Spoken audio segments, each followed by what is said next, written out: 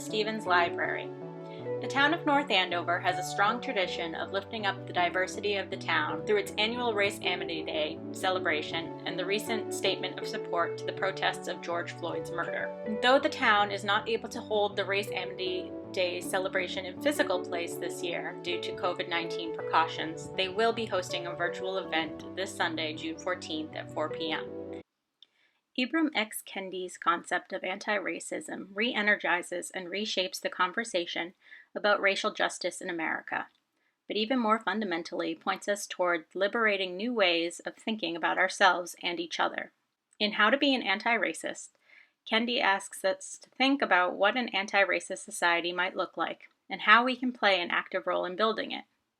In this book, Kendi weaves together an electrifying combination of ethics, history, law, and science, bringing it all together with an engaging personal narrative of his own awakening to anti-racism. How to Be an Anti-Racist is an essential work for anyone who wants to go beyond an awareness of racism to the next step, contributing to the formation of a truly just and equitable society.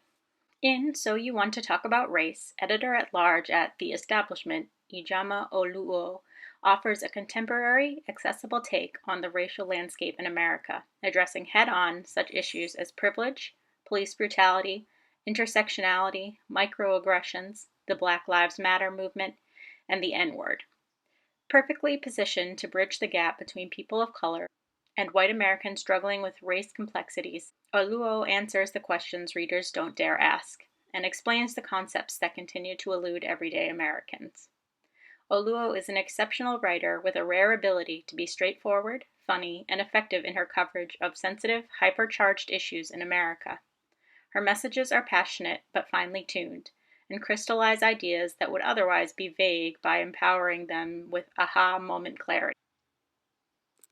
In a profound work that pivots from the biggest questions about American history and ideals to the most intimate concerns of a father for his son, Ta-Nehisi Coates offers a powerful new framework for understanding our nation's history and current crisis. Americans have built an empire on the idea of race and a falsehood that damages us all but falls most heavily on the bodies of Black women and men, bodies exploited through slavery and segregation, and today threatened, locked up, and murdered out of all proportion. What is it like to inhabit a Black body and find a way to live within it? And how can we all honestly reckon with this fraught history and free ourselves from its burden? Between the World and Me is Ta-Nehisi Coates' attempt to answer these questions in a letter to his adolescent son. Coates shares with his son and readers the story of his awakening to the truth about his place in the world through a series of revelatory experiences from Howard University to Civil War battlefields, from the south side of Chicago to Paris, from his childhood home to the living room of mothers whose children's lives were taken as American plunder. Beautifully woven from personal narrative, reimagined history, and fresh emotional charged reportage, Between the World and Me cleanly illuminates the past, brazenly confronts our present, and offers a transcendent vision of a way forward. As the United States celebrates the nation's triumph over race with the election of Barack Obama, the majority of young Black men in major American cities are locked behind bars or have been labeled felons for life. Although Jim Crow laws have been wiped off the books, an astounding percentage of the African American community remains trapped in a subordinate status, much like their grandparents before them. In this incisive critique, former litigator turned legal scholar Michelle Alexander provocatively argues that we have not ended racial caste in America. We have simply redesigned it. Alexander shows that by targeting Black men and decimating communities of color, the U.S. criminal justice system functions as a contemporary system of racial control, even as it formally adheres to the principles of color blindness. The new Jim Crow challenges the civil rights community and all of us to place mass incarceration at the forefront of a new movement for racial justice in America. Based on the viral Instagram challenge that captivated participants worldwide, Me and White Supremacy takes readers on a 28-day journey of how to dismantle the privilege within themselves so that they can stop, often unconsciously, inflicting damage on people of color, and in turn help other white people do better too. When Layla Saad began an Instagram challenge called #MeAndWhiteSupremacy, she never predicted it would spread as widely as it did. She encouraged people to own up and share their racist behaviors, big and small. She was looking for truth, and she got it. Thousands of people participated in the challenge, and nearly 100,000 people downloaded the Me and White Supremacy workbook.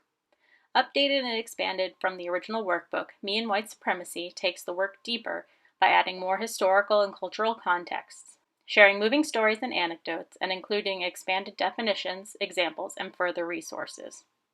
Awareness leads to action, and action leads to change. The numbers show that readers are ready to do this work.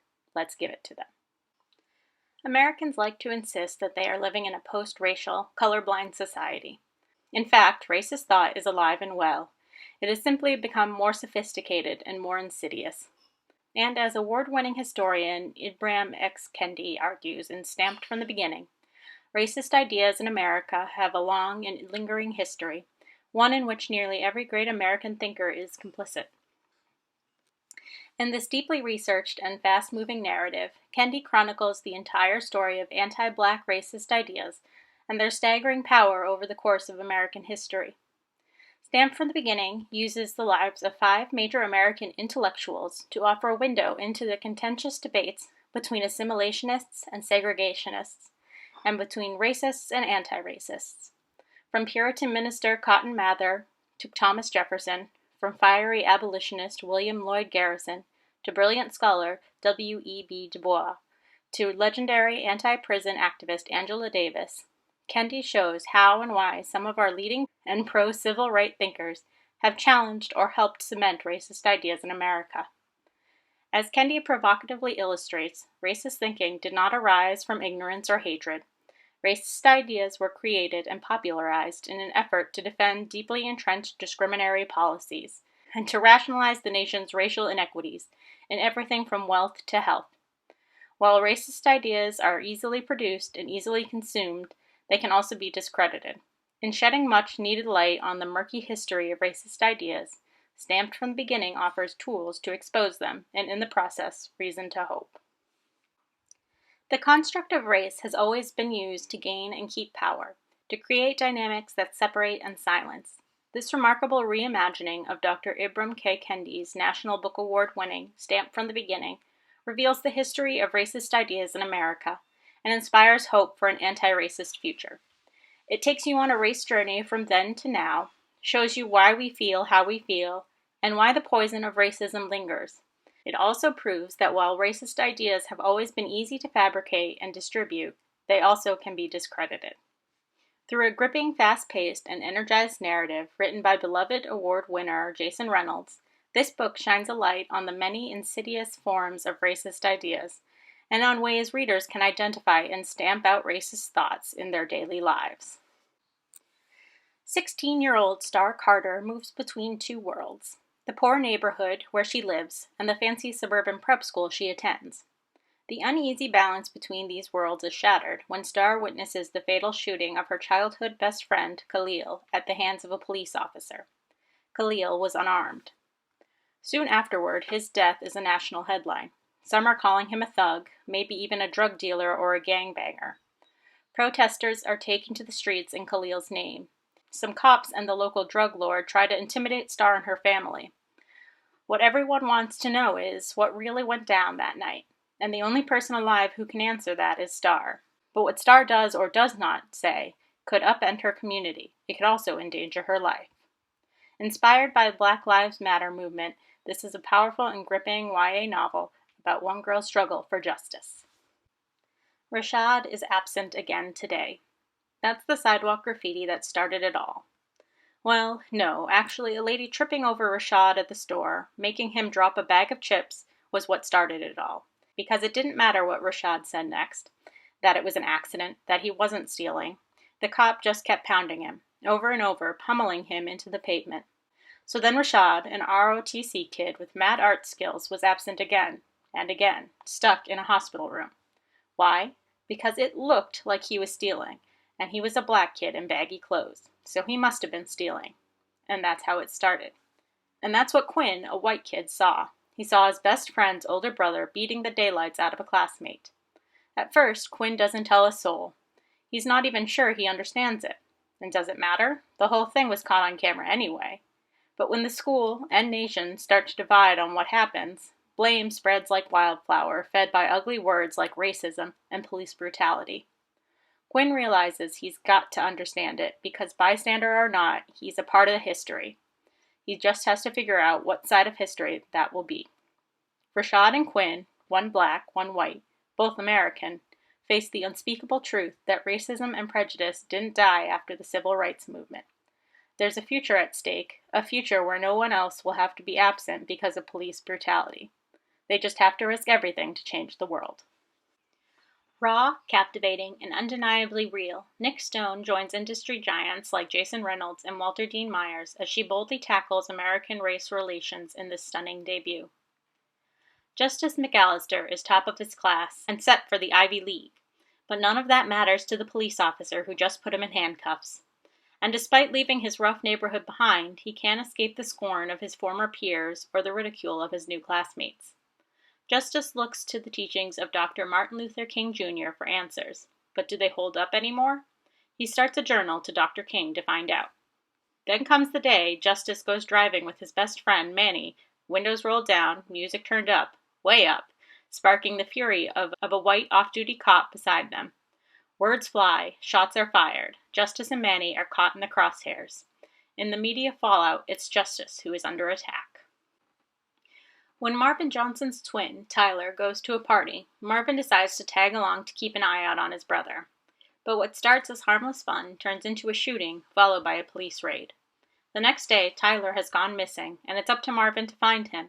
But when Tyler is found dead, a video leaked online tells an even more chilling story. Tyler has been shot and killed by a police officer. Terrified as his mother unravels, and mourning a brother who is now a hashtag, Marvin must learn what justice and freedom really mean.